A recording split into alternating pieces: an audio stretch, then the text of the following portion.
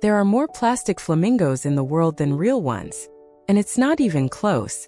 The plastic lawn flamingo was invented in 1957 and became a massive decorating trend.